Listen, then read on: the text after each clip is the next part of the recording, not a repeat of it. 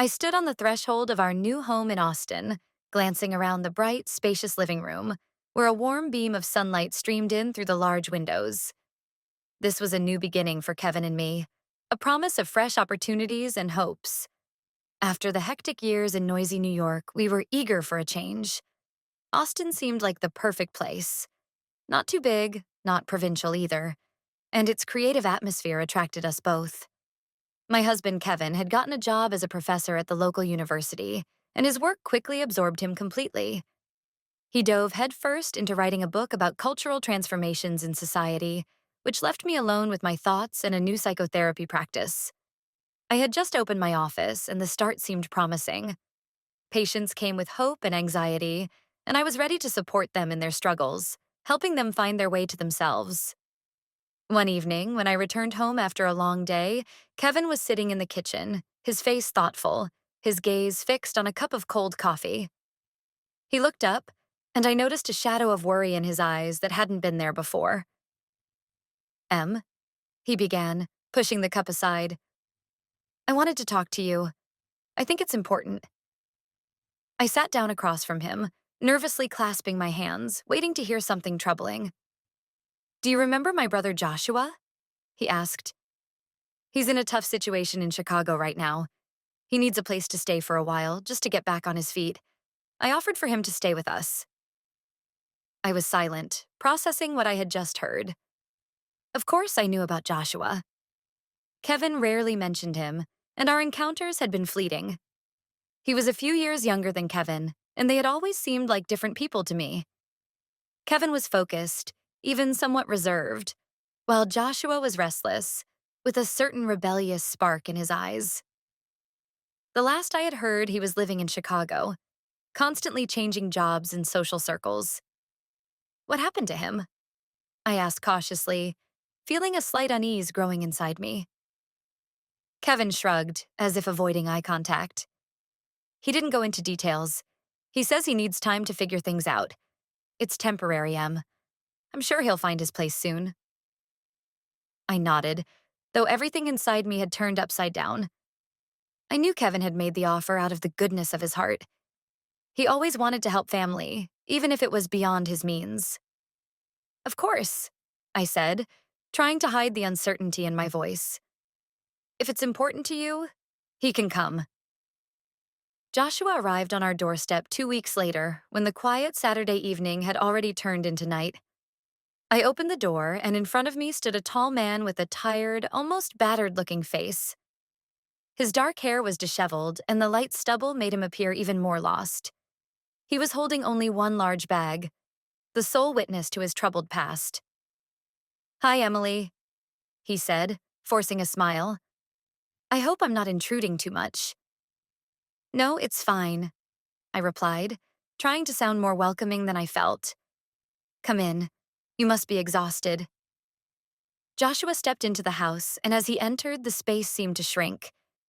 There was something elusive about his presence that disrupted the usual flow of life. He looked around our home with the air of someone who hadn't seen anything like it for a long time, as if the cozy environment, so familiar to Kevin and me, was something foreign and even unattainable for him. Kevin emerged from the living room, and his face instantly lit up with a smile when he saw his brother. They embraced tightly, and for a moment, I felt an invisible bond form between them, a bond I struggled to comprehend. It seemed that behind their hug lay years of unspoken words, complex relationships, and perhaps pain of which I had no inkling. "How was the trip?" Kevin asked, letting go of Joshua and carefully studying his face, as if searching for answers to questions that had long troubled him. "Fine," Joshua replied shortly, lowering his gaze. "Thanks for letting me stay. I'll try not to be a burden." There was something painfully sincere in his words that made me feel pity, even though I barely knew him. Yet, I couldn't shake the feeling that with his arrival, something else had entered our home. Something invisible and inexplicable, lurking behind his sorrowful eyes and closed-off demeanor. The first few days of Joshua's stay went by quietly, almost too quietly. He tried to be unobtrusive, rarely leaving the guest room except to eat or go for a short walk. Sometimes I would hear him quietly wandering around the house at night, as if searching for something or someone. Occasionally, it was the sound of a door closing, or the faint murmur of a phone conversation, with words that faded into the silence of the night. One evening, when Kevin was late at the university, I was left alone in the house with Joshua. I went to the kitchen to make myself some tea and found him there, sitting at the table with a cup of coffee. He seemed lost in thought, his eyes fixed on something in the distance. But when he heard my footsteps, he snapped back to reality and looked at me. "Sorry, I didn't know you were home," he said quietly, as though my unexpected presence had startled him. "It's okay," I replied, setting the kettle on the stove, feeling the awkward pause hanging between us. "How are you feeling? Are you getting used to the new place?" "I'm getting used to it," he answered, but his voice sounded weary. "You know, Emily, I need this time to figure out what to do next. In Chicago, everything fell apart. I just lost myself, I guess." "Everyone goes through times like that," I finally said, realizing that my words sounded trite and out of place. "Maybe," he replied with a bitter smile, "but not everyone manages to find a way out." With each passing day, Joshua became less of a stranger to me. Although he remained withdrawn, I noticed that he started talking to me more, even if it was just in short phrases or casual comments. We began bumping into each other in the kitchen more often than could be considered mere coincidence, and our conversations gradually shifted from polite exchanges to something more personal. One evening, while Kevin was busy at the university and staying late, I encountered Joshua in the kitchen again. He was sitting at the table with a book in his hands. It was a novel by Dostoevsky, who I learned was his favorite author. I approached cautiously, and he looked up at me with an expression that held more than just casual interest. "Are you reading Dostoevsky?" I asked, trying to sound nonchalant, but feeling my heart suddenly beat faster. "Yes," he replied with a slight smile. His books have always given me answers to questions I couldn't formulate myself, especially now. I sat down across from him, sensing the tension between us as if the air had become thicker. It was a strange moment, something between a confession and silence, which seemed to speak more than words could express. "Dostoevsky is a difficult choice for finding answers," I noted, forcing a light smile. "His books tend to confuse more than they explain." "Maybe that's why I read them," Joshua replied, not taking his eyes off me. "I feel lost, and sometimes in his confusion, I find a reflection of my own state." His words touched me more deeply than I had expected. I saw before me not just a person going through a difficult time. I saw a soul in pain, and in that suffering, there was an inexplicable beauty that, strangely enough, drew me in. It was a feeling I should have distanced myself from, but instead, I felt almost hypnotically drawn closer. Our conversations became more frequent. We discussed books, music, philosophy, things I didn't even talk about with Kevin. Joshua turned out to be surprisingly well-read and thoughtful, and with each conversation, I felt more drawn to him. He opened up to me, although he never made any outright confessions. In his stories about life in Chicago, there was a hint of pain, but he always avoided specifics, as if he feared that revealing the truth would destroy the fragile thread of trust that had begun to form between us. However, I couldn't ignore the growing sense of guilt. Each conversation, each glance, each word. It was like walking on a tightrope stretched over an abyss. At times, I tried to distance myself, finding things to do at the office or simply avoiding moments when we were alone.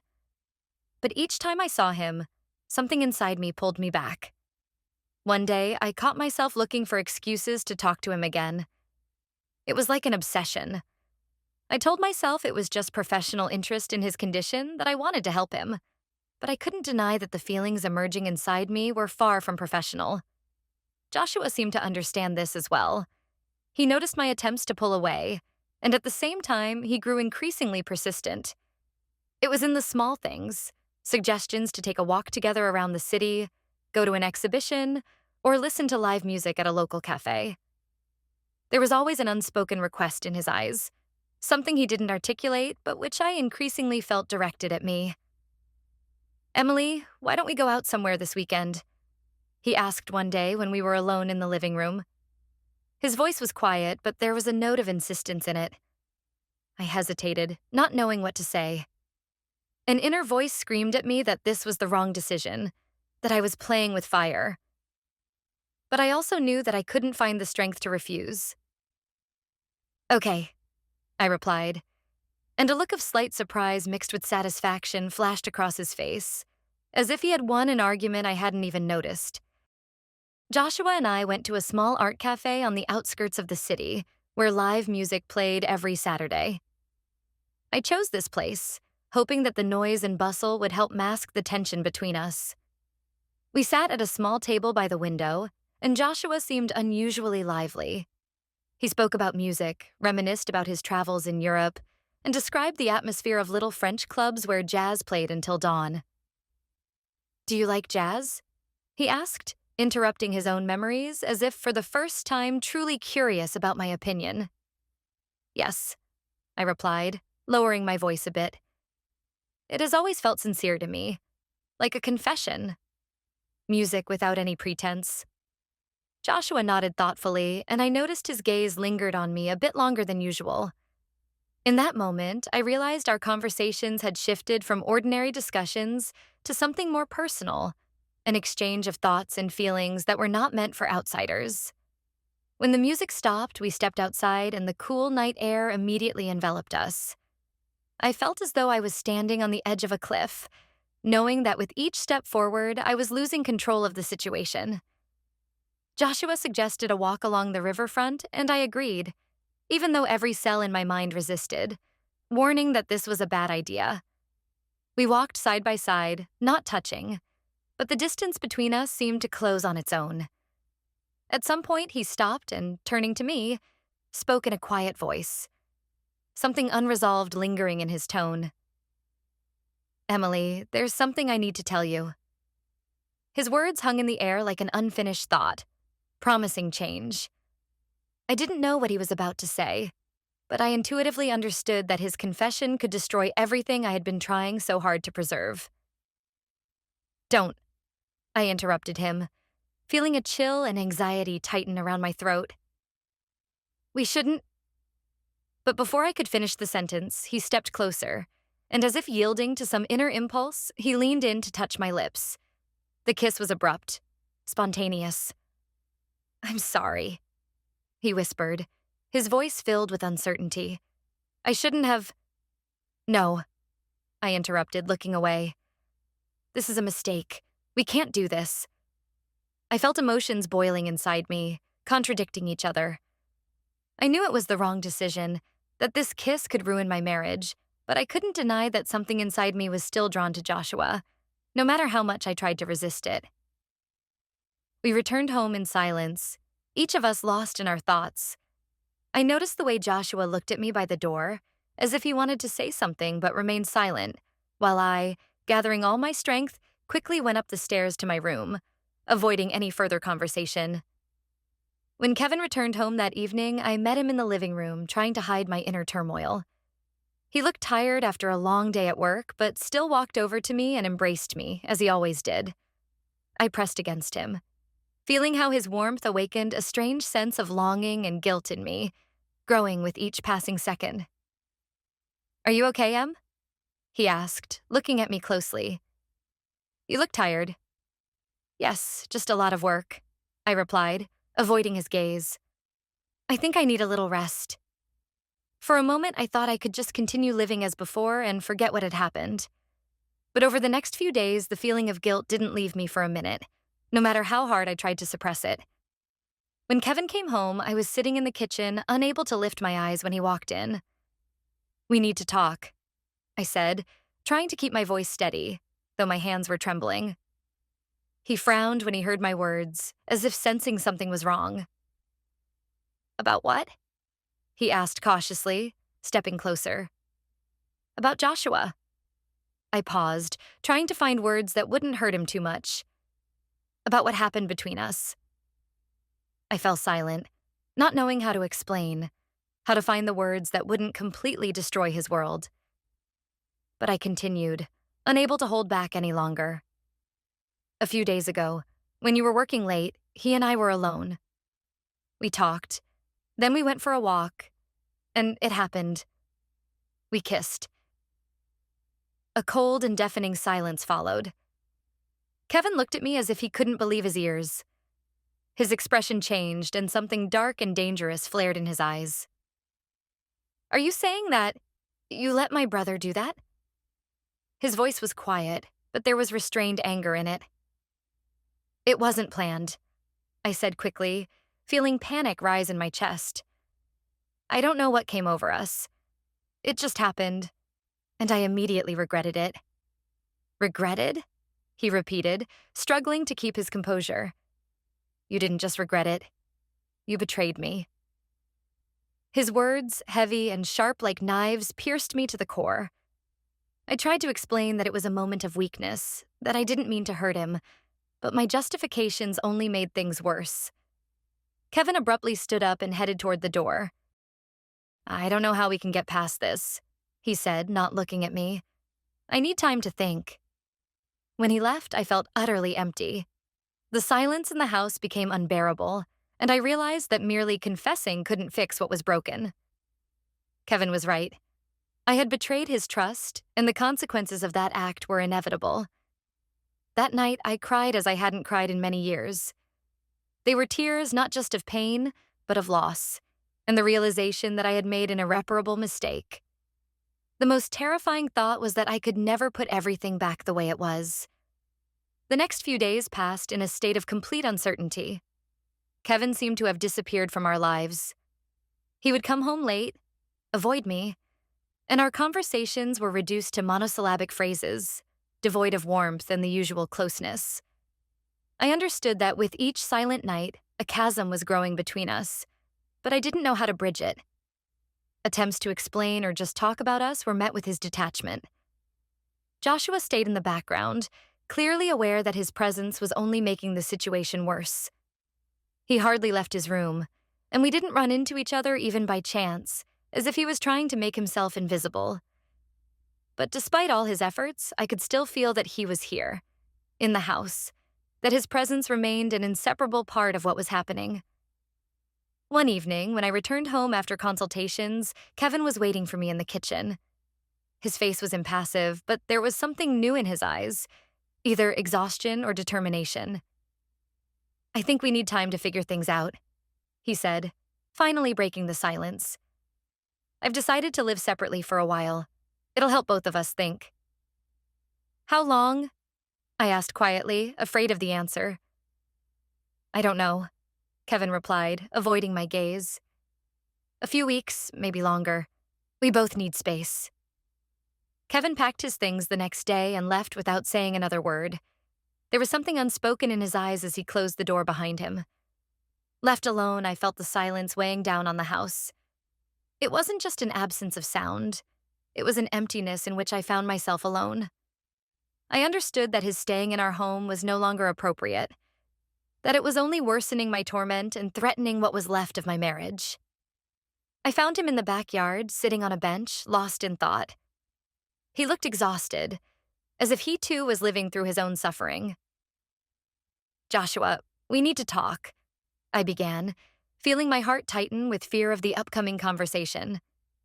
He looked up, and I saw the same expression in his eyes as on the first day he arrived. A deep, unquelled sadness. I know what you're going to say, he said quietly, turning his gaze away. I'll leave. It's better for all of us. Yes, I confirmed, and for a moment I felt a sense of relief mixed with bitterness. I appreciate that you understand. I need to try to save my marriage. I hope you can understand that. Joshua was silent for a long time, then nodded, but his face clearly showed disappointment. It seemed like he wanted to say something, perhaps to justify himself or confess his own feelings, but he held back. I understand, he finally replied, getting up from the bench.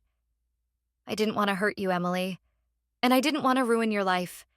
This all just got out of control. His words were painfully sincere, and for a moment I felt sorry for him. He seemed like a person who had lost everything, even the hope for something good. but I knew there was no place for him in our home anymore.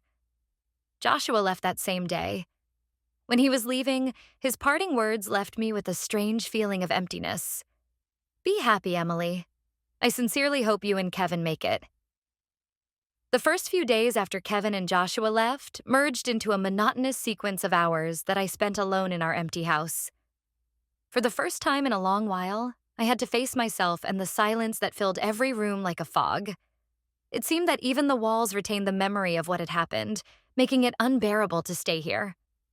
I tried to distract myself with work, but even my patience couldn't fully suppress the feelings that tormented me. My sessions with clients became particularly tense. Every word they spoke, every emotion, reflected back on me like a mirror. It was as if I saw my own struggles and mistakes in them, and this feeling pierced me to the core. One woman, who was going through a difficult divorce, cried during one of the sessions, and I could barely hold back my own tears, realizing that her pain had become unbearably close to me.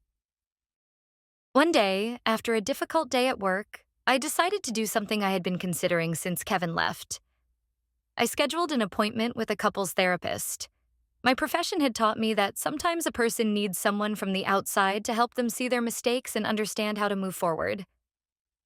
I knew I needed this help, even if I was ashamed to admit that I, as a psychotherapist, couldn't cope with my own problems. During the first session, the therapist, a middle-aged woman with a gentle but perceptive gaze, listened carefully to my story. I told her everything. How I had moved to Austin with Kevin, about his suggestion to let Joshua stay with us, what happened between us, and the feelings I could no longer understand. "Why do you feel that you can't handle this situation?" she asked, not judging, but guiding me toward understanding. "Because I destroyed our marriage," I replied. I allowed my feelings for another person to take precedence over my duties as a wife. And now it feels like I've lost everything that mattered. The therapist looked at me for a long time, as if trying to read something between the lines. Then she said, "It seems to me that the problem goes deeper than the kiss with Joshua. You mentioned that your relationship with Kevin had been strained for a while, that he was absorbed in his work. Perhaps you were looking for something in Joshua that you felt was missing in your marriage." The sessions continued, and I gradually began to understand not only my mistakes, but also the roots of the problems that had long been growing in our marriage. However, inner work alone was not enough. I knew that if I wanted to win Kevin back, I had to be more honest with him than ever before. 2 weeks after he left, I called him and suggested we meet. He agreed, although his voice sounded more tired than willing. We chose a cafe near the university, a neutral place where we could each feel somewhat shielded from the weight of the conversation to come. When he arrived, I noticed how much he had changed during this time. His eyes no longer held their former softness, instead appearing cold and distant. But I knew I had to be strong and speak frankly, or our chances of reconciliation would be lost forever. "Kevin, I don't know where to start," I said, feeling a lump form in my throat. "I want to apologize, not just for what happened with Joshua, but for us letting our relationship become so fragile. Emily, I don't know if I can forgive you," he finally said. "But I also understand that our marriage started to crack long before the kiss with Joshua. I was so consumed with my work and the book that I stopped being present with you. I'm at fault too." His words brought me an unexpected sense of relief. For the first time in a long while, we were being honest with each other. We both acknowledged that our pain, our separation, and even the actions that now seemed irreparable were the result of a shared crisis that we had ignored for too long. Couples therapy became a challenge for us. During our first joint session, I felt Kevin tense up when the therapist began asking questions about our relationship. With each word, it seemed as though the walls between us grew taller, and we were once again closing off, hiding our true feelings. The therapist suggested that we both recall moments in our relationship when we felt happy, when there was genuine closeness between us. This task turned out to be difficult, as if we had to dig through long-forgotten memories to find even a glimmer of the past's brightness. Kevin spoke first, his voice cautious and a bit cold. "I remember when we took a trip to New Mexico for a few days," he said without meeting my eyes. It was one of the few trips where we had no work or other concerns. We just drove around the desert, talked about books, about life. You laughed back then, and it was that kind of laughter I hadn't heard from you in a long time. I remembered that trip, but had almost forgotten what it was really like. His words awakened those feelings in me, the joys and fears I had been trying to ignore for so long. The memory was both bitter and sweet, a reminder of who we once were and how far we had drifted. Yes, it was a good time, I agreed, struggling to keep my voice steady. But after that, for some reason, we spent less and less time together. We shut ourselves off in our own worlds, and it wasn't just because of work or other things. I think we simply stopped talking to each other, as if we didn't want to disturb some fragile peace. Our words hung in the air, and the therapist gently guided us to discuss the feelings we experienced then and now. I felt that as these conversations unfolded, something was being revealed that I hadn't realized before. A fear of not being good enough for Kevin, a fear that our relationship had become more habit than love.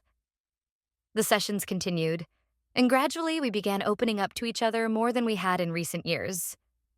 Kevin admitted that he often felt helpless when he saw how deeply I was affected by my patients, how I became more withdrawn and absorbed in other people's problems, leaving no room for our own. I realized that I, too, had failed to notice the worries that preoccupied him. His book, which he had been working so hard on, was more than just a project. It was like a lifeline, helping him cope with his own inner doubts. Gradually, we started to notice that our communication was becoming a little warmer, as though the icy barrier that had long separated us was slowly beginning to melt. But everything was still fragile, and every step could easily shatter the delicate reconciliation that was taking shape. One evening, after returning home from another session, Kevin unexpectedly brought up what he had seemed to avoid throughout our therapy. "Emily, I need to ask you something." His voice was calm, but there was tension in it. "Why Joshua? Why did it happen with him?" The question caught me off guard. I thought I could avoid talking about Joshua, that we could simply leave it in the past and move on. But now that he had asked, I realized I didn't have an answer. At least not one that would satisfy him or even myself. "I don't know," I said, feeling my voice tremble. "It wasn't planned, Kevin. I never thought something like this would happen. He was just there at a time when I felt particularly lonely and lost." "Did you seek comfort?" he asked, his gaze more intent, as if trying to catch something in my words. "Maybe," I answered honestly. "But that doesn't mean I loved him. It was more of an escape from reality. Our relationship felt so distant at the time that I didn't know how to bring it back." He nodded, and a shadow of sadness appeared in his eyes. "I understand," he finally said. "I can't say I'm still as angry with you as I was before. I was distant too, absorbed in my work, and perhaps I also allowed you to end up in that situation." His words were a moment of truth for me. I saw that despite the pain and disappointment, he was willing to try to understand me, even if it took great effort. We both began to accept not only each other's blame, but our own as well. And that was our first real step toward healing. We continued therapy, slowly but surely revealing our most vulnerable places to each other. It seemed that each session gave us the opportunity to get one step closer to a point where we could truly say we were starting over. Yet there was still a sense that the road ahead was long, and new challenges awaited us, which we would have to face together.